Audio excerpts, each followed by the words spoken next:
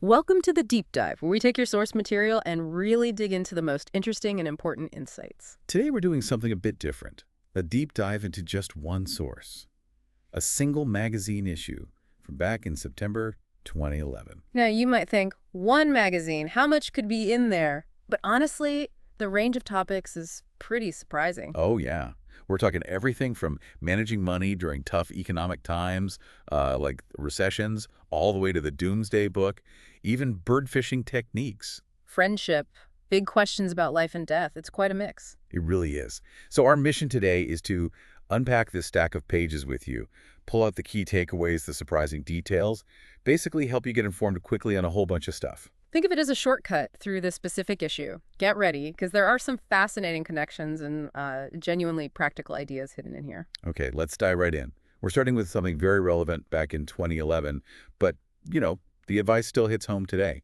Navigating economic storms. Right. The source immediately sets the stage, talking about the Great Recession. Yeah, it explains this period, which kicked off in the U.S. around 2007, got so bad and spread so wide, it actually earned that name. It even quotes Newsweek, pointing the finger at a frenzy of irresponsible borrowing.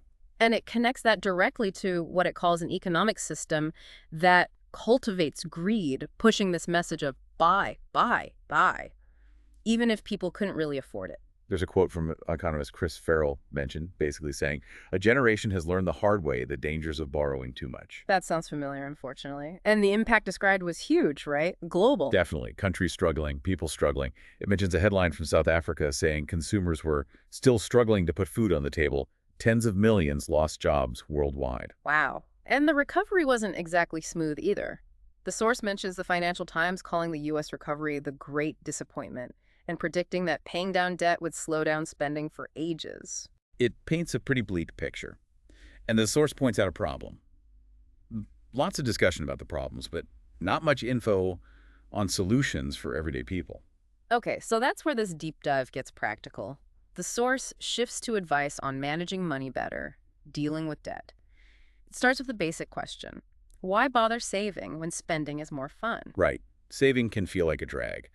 But the argument made is that whether the economy tanked for you personally or not, being smart with spending and saving is just good sense. It even brings in some ancient wisdom, mentioning Jesus's parable about putting money in the bank to earn interest. Yeah, the idea isn't necessarily about getting rich off interest today, but the principle holds having something set aside for unexpected stuff is presented as really wise. It connects that to Ecclesiastes 7.12, which says something like, wisdom protects you just like money does. But obviously, money can't protect you if you haven't saved any. Exactly. And it mentions 1 Corinthians 16.2, encouraging people to regularly set something aside based on how they're doing financially. Okay, so how do you actually save? What are the practical tips? It boils down to being mindful and resourceful, asking yourself if you really need that expensive thing before you buy it. Looking for sales, maybe good used items. Yeah, like the example of Espen and Jane in Norway. They bought a used baby carriage for half price and planned to sell it again later. Smart. That is smart. It also warns against impulse buys, suggests you sleep on it. Definitely. Yeah. Check out discount stores, secondhand shops, and it points out things like disposable diapers costing way more over time than cloth ones. What about daily habits? Big savings there, potentially. Cooking at home instead of eating out, teaching kids to make their own sandwiches instead of buying pricey school lunches. Simple stuff, like drinking water instead of expensive sodas, healthier and cheaper. Right. Even growing some of your own food, which it says is possible even in small spaces. And then there's utility use, maybe prepaid phone for emergencies only, hanging laundry sometimes instead of always using the dryer. Using the AC or heater only when it's really extreme weather. Basically tightening the belt where you can. And having a savings account is key. But there's a word of caution from Hilton in South Africa. Don't put all your eggs in one basket, because banks can fail. Good point. So maybe choose a bank where your savings are government guaranteed if possible. That's a suggestion. Okay, but what if you're already in debt? How do you get out? The source lays out 3 main steps. First, try hard to pay more than just the minimum each month. Okay. Second, focus on paying off the debt with the highest interest rate first. That's usually credit cards. Makes sense. And third, This might be the toughest one. Curb your spending habits. Really change how you approach buying things. It shares a story about Danny in Sweden, right? Got sucked in by ads, massive credit card debt, had to sell his business. Yeah, a tough lesson. His advice is pretty blunt. Beware of greed. Find contentment by living within your means. And the source mentions a statistic from a book by Michael Wagner about average credit card debt being quite high, like $9,000 across multiple cards. Oof. Okay, but not all debt is bad, right? Yeah. What about big things? That- The source calls it legitimate debt. Things like buying a house, or maybe a fuel-efficient car. But the key is paying it off quickly so it becomes an asset, not just a drain. Buying a good used car is suggested as a smart move instead of always new. Or even considering public transport or a bike for daily commutes if that works for you. Yeah. The overall vibe is be modest, be realistic, be careful. Carefree spending might feel good short-term, but can lead to heartache. Being prudent leads to more lasting happiness, according to the source. And there's a stark warning, too. Lose your income, can't make payments, you could lose the house or car and all the money you already paid. Yeah, that's the risk. So beyond saving and debt, how does the source talk about managing money overall? It frames it around three basic things you can do with money. Spend it, save it, or give it away. And a budget is presented as really essential, especially highlighted by the recession times. Right. A budget is just, a plan for how your income gets used. Nothing scary. It suggests making it a family project. Get everyone involved so they're committed. That's from a book by Denise Chambers mentioned in the source. And reviewing it together regularly is important too. What about methods? Anything specific? It mentions options computer programs, or just plain old pencil and paper with 2 columns. Income, expenses. Crucially, include a monthly amount for those big yearly bills, like taxes or vacation. There's also the envelope system idea. Yeah, the old school physical cash method, or you could do it conceptually with bank accounts. Divide money into categories, food, rent, etc. Like Jonathan and Anne in South Africa, the volunteer workers, they live simply and use this idea even with a bank account. Exactly. Jonathan explains they're strict if the meat money runs out. They don't just dip into savings. They talk as a family and adjust the budget if needed. Okay, so that brings us to the third use of money, giving it away. The source links this to the greater happiness. It does. It mentions studies showing that giving time, energy, money actually tends to make people happier than just accumulating stuff. That economist Chris Farrell is quoted again saying savings support spending, and one of the best things to do with money is give it away. Yeah, he emphasizes relationships, experiences, making a difference. Those matter more than possessions. Michael Wagner's book apparently says something similar. Right.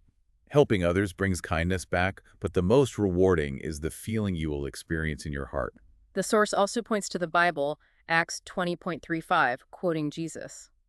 There is more happiness in giving than there is in receiving. It ties it all together. Being a careful saver isn't about being selfish, it's about being able to be a generous giver. That's presented as the happier path compared to being a selfish spender. Interesting how these financial principles seem timeless. The magazine then kind of shifts gears, taking us on these journeys through history and culture. Yeah, fascinating stuff. First up, the Domesday Book, described as an extraordinary survey. So this starts with William the Conqueror invading England in 1066. Right. Fast forward about 19 years to 1085. William's still dealing with uprisings, ruling a pretty hostile population. He needs money for his army, and he needs to sort out who owns what land to cement Norman control. So he orders this huge survey in 1085-86. They plan it in Gloucester, send out commissioners all over England simultaneously. Asking questions, assessing wealth. The source is clear. The purpose was twofold: raise cash and settle land disputes to help Normans and French allies get settled. And the result was pretty dramatic for the English. Oh yeah, the survey showed like half the country's value was held by less than 200 guys, only 2 of whom were English. English nobles lost their land. Many ended up leasing land they used to own. The poor got pushed out. You can see why the English weren't thrilled. The name Doomsday Book came because there was no appeal, right? Like the final day of judgment. Exactly. The book itself is 2 big Latin volumes on parchment, Great Doomsday, and Little Doomsday. It wasn't quite finished when William died. How did they do such a massive survey so relatively quickly? The Normans were clever, the source explains.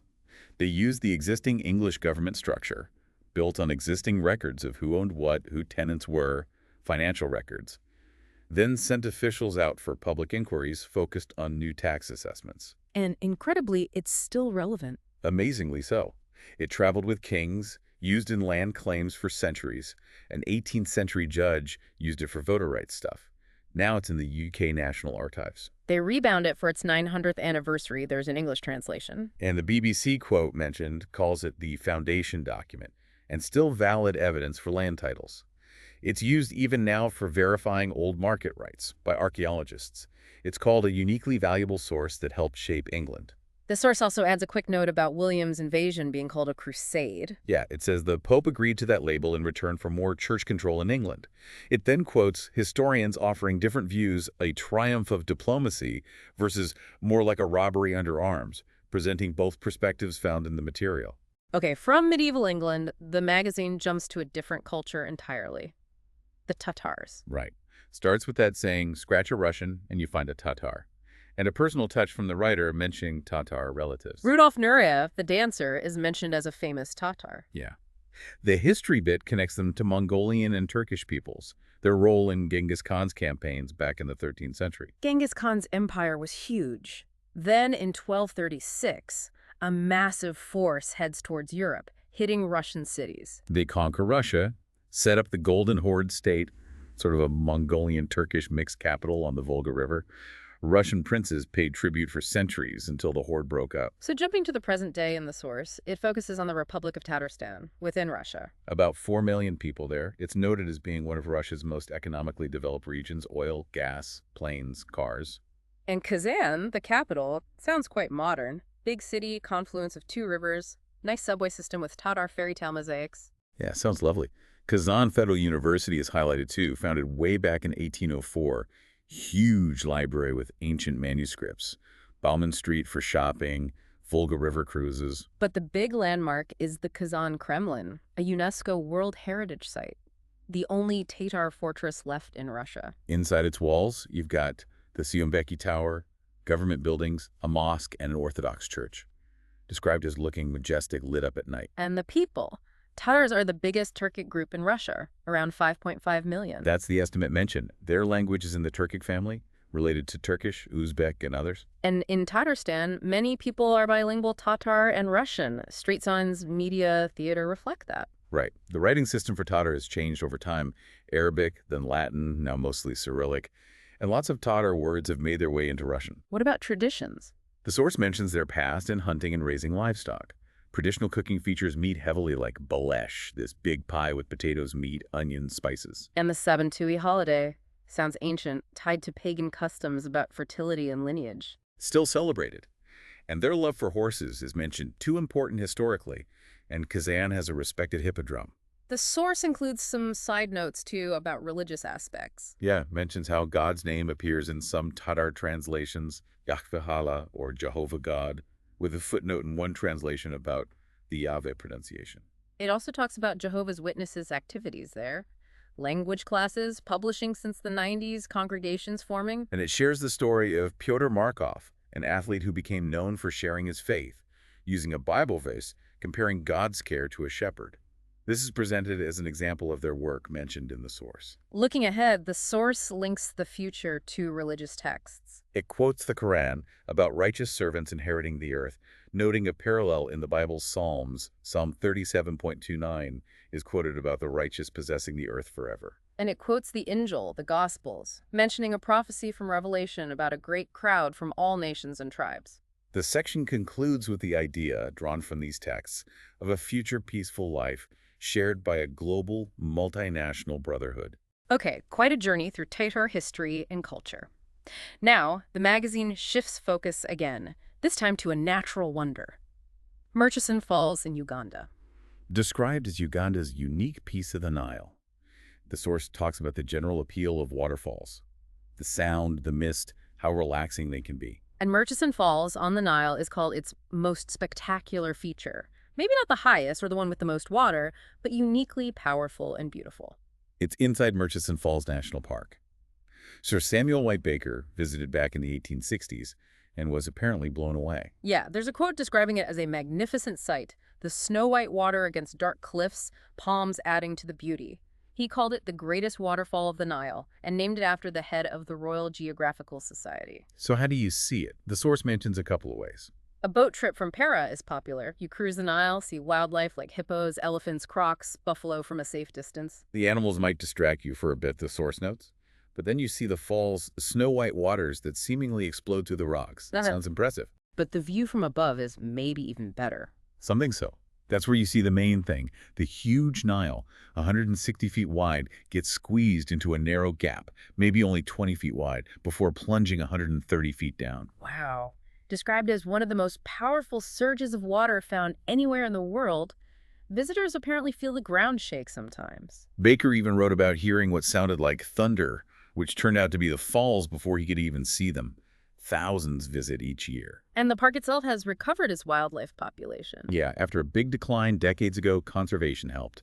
Now there are chimps, baboons, giraffes, Jackson's hartebeests, over 70 mammal species, and 450 bird species recorded. From the power of African falls to delicate Russian artistry, the source also looks at kokloma, a traditional wood painting style. Right, placing it alongside other Russian crafts like matryoshka dolls. For centuries, Russians used wooden bowls, spoons, cups, often painted with nature designs.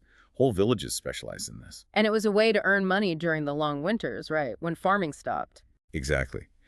There's an example of one village, Semenov, where pretty much everyone stopped farming and just made wooden crafts nearly 2 million items in 1 year. What's special about the kokloma technique? Villagers near Nizhny Novgorod figured out this way to get a hard, gilded finish. It involved special heat-resistant paints and varnishes, then firing it in a kiln.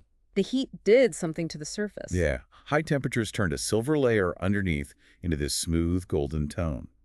That process is still used today in factories. And the designs, what do they typically show? Flowers, plants from Russian forests, birds, fish. Often you see these swirling patterns of grass and leaves mixed with bright berries. The colors are usually that striking red, black, gold, and sometimes green. Beautiful stuff. As the source says, these kokloma crafts bring a bit of the Russian countryside to tables around the world. Okay, that brings us into a section where the magazine really grapples with some deeper, more personal life questions. First step. Young people ask, who are my true friends? This one starts by hitting on a really common feeling, maybe even more so now, with social media feeling like you're surrounded by friends but have no friends. It quotes a couple of young people, Shayna and Serena, talking about the difference between a huge online friends list of sort of meaningless contacts versus having actual genuine friends. Yeah, and it stresses how valuable a true friend is, someone who helps you through tough times, encourages you to be better. Then it lays out criteria for what makes a true friend, according to the source. Okay, what's the first one? Trustworthy. Big one. It contrasts the hurt Beverly felt when betrayed with the security Calvin feels with his friend Alan, who he can tell anything. It asks you, the listener, which kind you'd want. It quotes Proverbs 17:17, a true companion is loving all the time, but adds an important note. Right, that trust doesn't mean keeping silent about serious wrongdoing or if someone is self-destructive or suicidal. That needs to be shared. Okay, second criteria. Self-sacrificing. Yeah. Kelly's quoted saying, a true friend notices when you need help and steps up. And there's a really powerful story from Lena. Oh yeah, the one whose new friends skipped a wedding to go to Lena's mother's memorial service. That's huge. Really shows loyalty. The source quotes 1 Corinthians 10.24, keep seeking, not his own advantage, but that of the other person. And the third quality. A true friend helps you become a better person. Nadine contrasts friends who pressured her to lower her standards with true friends. Amy talks about her sister, her best friend, pushing her comfort zone and being honest. Mickey appreciated friends giving real advice during hard times, not just sympathy or distraction. And Elaine calls her friend brutally honest, but in a good way, seeing her potential and pushing her. Proverbs 13.20 is cited. Walk with wise people, become wise. Hang out with foolish people, things go badly. That's a pretty high bar for friendship. How does the source suggest finding people like that?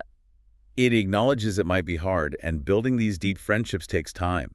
Don't get discouraged. The main advice is to focus on being that kind of good friend yourself. Like Elena, quoted saying, be there for your friends, help them, listen, offer support. Exactly. And it stresses quality over quantity. Having lots of acquaintances is fine, better than being cliquey. But true friends, as Proverbs 17.something says again, are born for when there is distress. He uses an analogy from someone named Jean, like a closet full of clothes, but you rely on the few items that really fit and work well. That's the one. Close friends are like that. Concerns about peer pressure, online stuff, and gossip are also touched on. What's the most important foundation for friendship, according to this article? Common values. Shared spiritual, moral, ethical beliefs. That's presented as way more important than having matching personalities or even the same hobbies. It warns that friendships based only on shared interests without shared core values can be weak or even lead you down a bad path. Makes sense. Okay, another really profound topic tackled is understanding death in a section titled, I Did Not Die. Yeah, it starts with that well-known poem, Do Not Stand at My Grave and Weep. It notes how comforting it can be, but also how it caused some confusion. Especially in Japan, where people visiting graves might think their relatives are actually there, leading to the question, just where are the dead? And other questions follow. Do people of different religions go to the same place after death? Why don't the dead respond? The source acknowledges many feel these are unanswerable mysteries. Then it presents the Bible's perspective, as found in the source material, starting with the creation story. Right. First, humans created perfect, prospect of eternal life in paradise on earth if they obeyed, but they disobeyed. And the consequence. According to Genesis, as quoted, was being kicked out of paradise, life support cut off, and told, for dust thou art, and unto dust shalt thou return. Made from dust, return to dust. Yeah. The source shares a story from a man in Japan who saw how ashes and bones in funeral urns literally disintegrate over time, illustrating that return. So according to this view, what's the state of the dead? All consciousness ends at death. That's the phrase used. But something remains. Yes, the memory of the person in God's mind. It emphasizes that God lovingly remembers each individual, referencing Matthew, where Jesus says God knows even when a sparrow falls. And the promise highlighted is resurrection. Exactly. A future bringing back to life, being called out of the sleep of death, referencing passages in Job and John's Gospel. Moving from that deep question to a very personal story of finding purpose against the odds. Right to Anton. This is about Anton, a teenager in Russia with Duchenne muscular dystrophy. Incurable, muscles waste away quickly, death usually before 20. By age 9, he couldn't walk or lift himself. But people who met him, Yevgeny and Diana, saw his spiritual strength despite his physical weakness. He knew his time was short, but was happy, optimistic. They encouraged him to do some volunteer ministry by writing letters to people in remote villages. He tried it in 2005, sent 500 letters, got 0 replies. Pretty discouraging. Very. But he kept at it, prayed about it. Then he saw a letter in a newspaper from a sick woman and wrote to her. And part of his letter got printed. Yeah, where he said something like, my disease is incurable, but reading the Bible gives me confidence for the future. I love getting letters. That prompted a response from the woman. A big one. She wrote back. Her response was also printed under the heading, Write to Anton. She urged people to write to him and gave his address. And the response was overwhelming. Totally. Letters poured into his small post office, up to 30 a day, from all over Russia, even other countries. Hundreds of letters. How did Anton react? He was just ecstatic. Suddenly he had hundreds of people to write to, share his beliefs with. He kept it up for over a year, even dictating letters when he got too weak. That's right. He passed away at 20 in 2008. Physically so fragile, but his faith and desire to connect with others through letters allowed him to touch hundreds of lives. A powerful story. Absolutely. The magazine also dives into a common religious practice in the Bible's viewpoint. A weekly holy day, is it required? It starts by noting millions observe a weekly holy day for religious activities, seeking peace or closeness to God, mentioning Ibrahim, a Muslim visiting the mosque on Friday, as an example. But the core question raised is, does the Bible actually require observing a specific holy day each week? Is that the key to spiritual refreshment? It first explains the Sabbath part of the law given to Israel through Moses over 3,500 years ago. Sunset Friday to sunset Saturday. That's in Exodus. But it makes a key distinction. Right. The source stresses the Mosaic law, including the Sabbath, was specifically for the nation of Israel and those who joined them.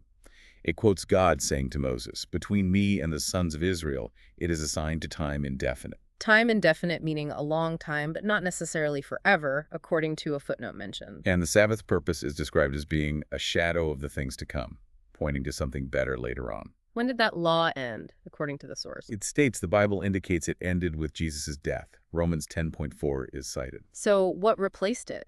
A new way of worship. Did that involve a special day? Well, the source explains, Christians were told to follow certain commands, like avoiding idolatry, sexual immorality, eating blood mentioned in Acts. But significantly, the command about a weekly Sabbath was not repeated for Christians. Romans 14.5 is referenced. So what did early Christian worship look like? They met regularly, yes. For prayer, reading scripture, talks, singing, Acts and Colossians are mentioned. These meetings were for instruction, building faith, encouraging each other, as Hebrews says. But the key finding presented is, Nowhere does the Bible say that Christian meetings were to be held on Sunday or any other particular day of the week. The source suggests Sunday observance developed later, after the Bible was written, as other beliefs and traditions came in. and it argues God didn't institute a new holy day later either. Correct. The pattern for worship is in the Bible, it argues, and no new inspired writings were added. Galatians 1.8 is quoted about not accepting a different message. So what is key for worship pleasing to God, according to this article? Not just rigidly observing a day, especially if your heart isn't right. It uses the example of the religious leaders of Jesus' time, described as loving money, looking down on people, wanting status, corrupt. They apparently turned the Sabbath into a burden with lots of man-made rules. Matthew 12 is cited. True worship, based on Jesus' teachings, is presented as refreshing, free from hypocrisy, and empty rituals. Matthew 11.28 is referenced. The source then mentions Jehovah's Witnesses as an example of a group following the early Christian pattern of regular weekly instruction. Yeah, stating your meeting days are set by local needs, not by what it terms unscriptural traditions. And it includes an invitation for readers to attend one of their meetings. Okay. And related to connecting with God, there's a mention of a brochure. Right, titled How to Be God's Friend. The article just briefly summarizes its themes. God invites friendship, why he's the best friend, his purpose for an earthly paradise, how to serve him, identifying true religion, rejecting false religion. Just covers the topics mentioned in that brochure. We've pulled out so much already, but the magazine also had these shorter, fascinating facts and quick takes sprinkled throughout. Absolutely. Just a few snippets. We already heard about the different bird fishing methods, spearing, baiting, diving. And that bit about the bird's egg being a miracle of packaging. Yeah.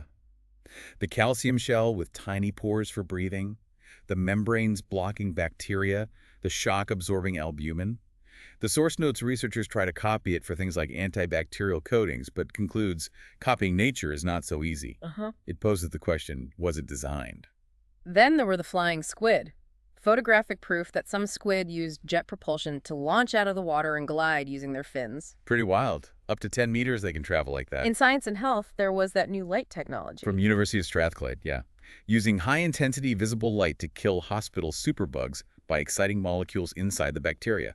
Supposedly more effective than just cleaning. And a worrying link between deforestation and malaria. A study in Brazil found clearing forests led to a nearly 50% jump in malaria cases.